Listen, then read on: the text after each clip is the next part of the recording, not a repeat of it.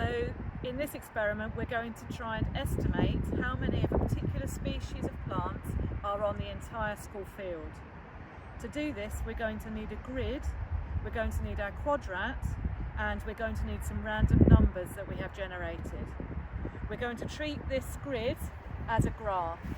So we've got 20 metres measured out along this x-axis, and we have 20 metres measured out here along the y-axis. And we're going to use our randomly generated pairs of numbers as coordinates. So if my first coordinates are 3 and 5, I'd walk along the x tape measure to 3 metres and walk up the y tape measure to 5 metres, and then place the quadrat down with the centre square at that point, and then count the number of trefoil species I can see inside the whole of the quadrat. So I'm going to use the trefoil flower, which is a small yellow flower, and I'm going to count the number of plants I can see in my quadrat, which on this occasion is one flower, but if I look carefully at the leaves I can identify a second one of those plants just down here. So I've got a count of 2 for this quadrat. I've had a really good look in all the other small squares and I haven't found another plant with the same leaf. So even if there are no other flowers available, I can't see that there are other plants of the same species in this quadrat. So that process is repeated with as many pairs of randomly generated numbers as you choose to use. So we used 10 pairs of coordinates to count 10 quadrats of plants, and if you add up all of the numbers of plants that we found, we get 56. And that's in a total area of quadrats, which is 10 lots of 0.25 meters squared, so a total area of 2.5 meters squared. So we have some data about 2.5 meters squared of our area of our field, but our field is much, much bigger than that. I've used the track to estimate that this distance along here is about 100 meters and that this distance along here is about 200 meters. And if you take this little funny shaped part of the field here and repositioned it over here, we could roughly assume that it's a rectangle. Here are the calculations that we need to do. Our grid was 20 meters by 20 meters, giving us a total area of 400 meters squared.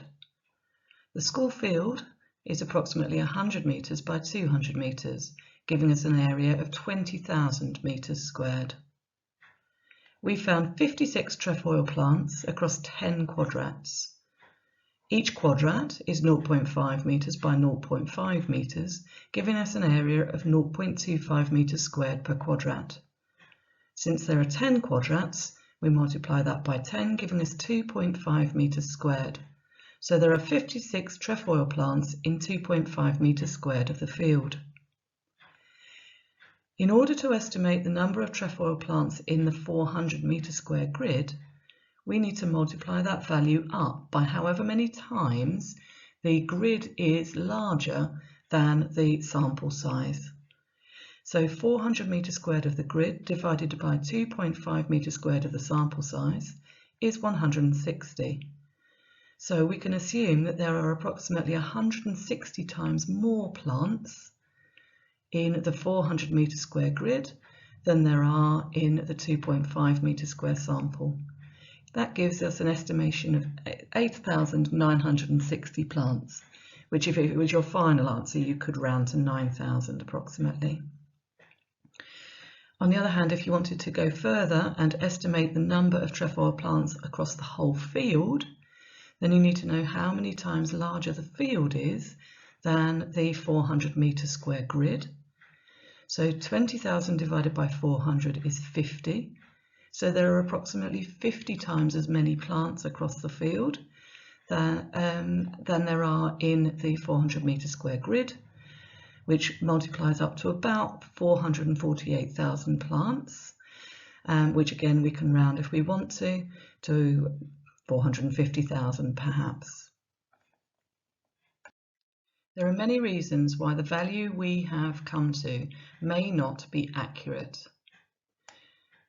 Our sample size was small.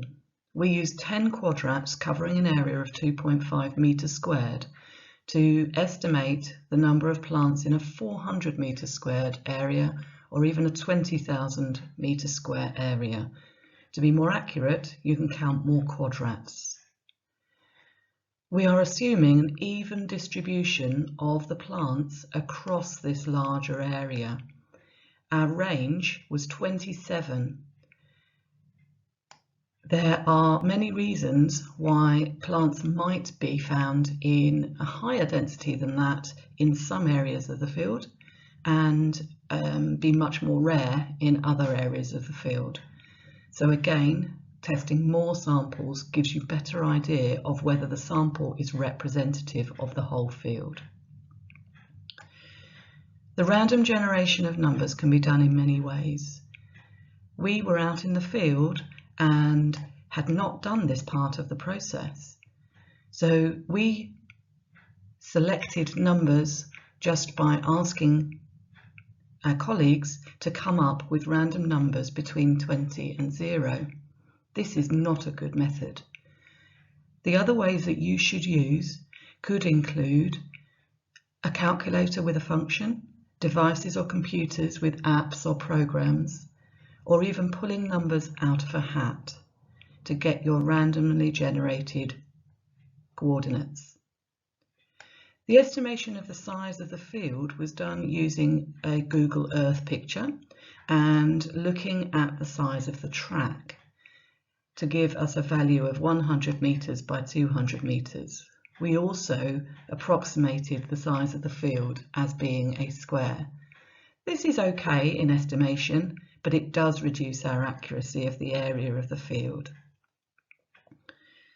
Identification of the plant species that we choose is also important. It was fairly easy to identify from its yellow flowers, and even the leaves are quite different to the other plants that we find on the field. However, the plant did seem to use runners under the ground in order to produce new plants, so it could be quite difficult to decide whether there was one plant present or two next to each other.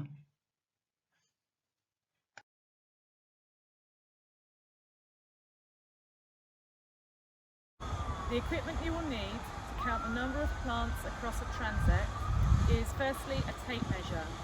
Tape measure is going to be laid out so that you can measure perhaps 10 meters into one of the areas that you're comparing and 10 meters into the other. In this situation, we are going to compare the mowed grass in front of me here to the unmown grass behind us. You will also need a quadrat where you can count the number of each species in the square, and you will need a key to be able to identify your species, and you should also have your results table that you've designed to hold your data. So when we're ready to collect our data, we've got our quadrat laid down at the 20 metre mark, and we're going to count the number of our chosen species inside the quadrat. So here we are going to use hawksbit, which is similar to the dandelion. It's got these leaves, I pick one here, which are scalloped on the edge like this. And we want to count the number of different plants, not just the number of flowers we can see. So I'm going to count 1, 2, not in this one, 3, 4, 5, 6, 7, small one there, 8, coming into here, 9, 10, very close to each other, 11, 12, 13, 14. I'm not going to count that one because it's not very much into the square, it's more out of the square. 15, 16, very close to each other, 17, 18, 19, one's in the other square, 20, 21, 22, 23, 24, and another one underneath it there, 25. 25 for this quadrat. So once you have collected one piece of data at the first of your measurements, you might then choose to measure every metre or every 2 metres across your transect. So picking your quadrat up, I'm going to lay it down every metre, so I come to the same place, 19 metres, right hand side of the quadrat, and I count the number of the species I can see in here, and then I do the same here.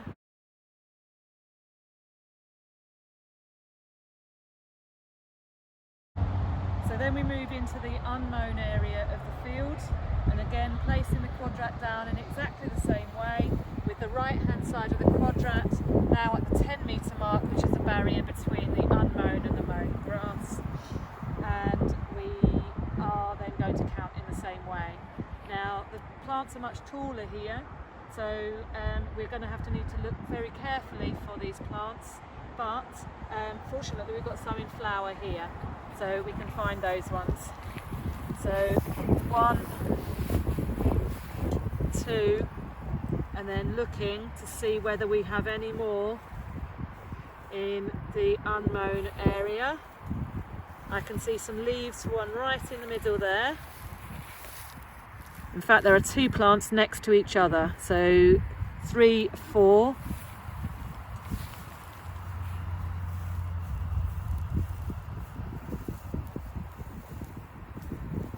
And that's it for that quadrat. So we will move on to the next metre and repeat. Here are our results. The distance in metres from 1 metre to 10 metres is in the unmown area of grass, and from 11 metres to 20 metres is in the mown area of the field. And you can see the number of hawksbeard plants found in each quadrat in the second column of the table. Our range in the unmown grass was 9, and we can average out our fluctuating values here to a relatively straight line in that first area of the field. As we come across to the mown grass, we can see the number of plants increasing as we move further into the field. So our conclusions would be that there are fewer hawksbeard plants in the unmown grass than there are in the mown grass, and that as the distance from the unmown grass increases, the number of hawksbeard plants increases. So now we need to try and justify our conclusion. If you look at this close-up of the hawksbeard plant in the short grass, we can see that it forms this sort of rosette with its leaves, with the leaves going out over the local short grass. We can see in the second picture that there's a centre of a flower here, or a hawksbeard plant here, and the centre of a hawksbeard plant here, so they can go quite close to each other. And as we did find 37 plants in one of the quadrats in the mown area of the grass, we can see that they can grow quite densely. However, if we look at the third picture, we can just about see a hawksbeard plant coming through here, but with the other long grass around the plant, it cannot form that rosette of leaves outcompeting its neighbours. Instead, we found that the leaves were having to grow upwards around the stem of the flower, and they were longer and thinner. Therefore, it is reasonable to assume that these other species that are growing quite fast and successfully up around the hawksbeard plant are outcompeting the hawksbeard, and this would be a reasonable suggestion of a conclusion justification. So we then need to comment on how confident we can be that our conclusion is correct. So we evaluate the work that we've done. Firstly, our sample size. We measured 20 quadrats along our transect, And this is a good sample size. We counted the number of the hawksbeard plants that we found every metre along that 20-metre stretch. However, in order to increase our confidence in our conclusion, we could run another transect a few metres away, but following the same 20-metre guideline, and we could see whether we see the same pattern in the second transect, or even a third or a fifth transect. Identification of the plants is important. In this case, there are very many different versions of hawksbeard plant.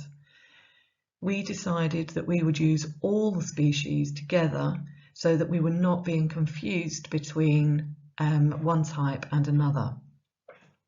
However, when choosing a plant for yourselves to investigate, make sure that it is one you can easily identify and that it is identifiable from its leaves as well as its flowers.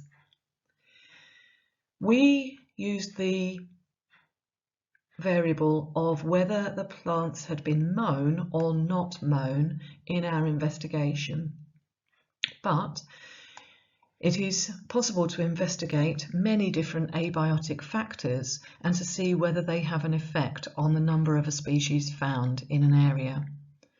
You could run a transect from an area which is very shady to an area which is very bright and look at light intensity. You could measure soil type or content, so take samples and perhaps measure its pH or something like that. In some environments, you can measure oxygen availability. This is a good one in streams and rivers because if an area becomes stagnant, then there will be less oxygen available than if the water is free flowing. Water availability is another one that we can do on plants, and it could be that one area is watered by people, or it could be that one area is very sheltered, perhaps by a tree, or perhaps even competing species might be taking the water.